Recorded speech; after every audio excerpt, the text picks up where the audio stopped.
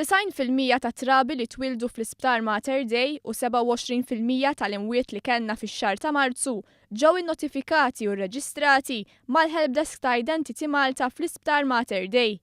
Helpdesk li kien qed jaħdem bi prova wara li twaqqaf f'Ottubru illi għadda.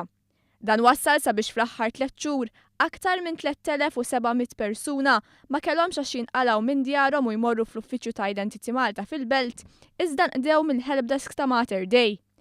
Konxi tal-effett pożittiv li ħalla dan is-servizz mal-pubbliku, Identity Malta fetħet uffiċċju ġdid u spazzjuż f'Mater Dei minn fejn il-pubbliku jista' jingħata servizz aħjar.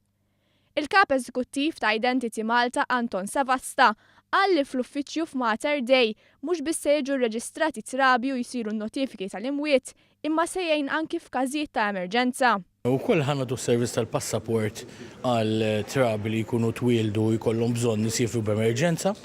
Dan is-servizz jgħinna totalment minn hawnhekk, ġifieri kull ma jkunu jridu jagħmlu jiġu hawnhekk il-ġenituri u japplikaw jimlew il-formula hawnhekk. Kunu jridu wkoll jiġbu ritratti tat-tarbija, ovvjament kunu jistgħu jieħduhom ukoll huma stess jew inkella jiġbuhom importanti firmati.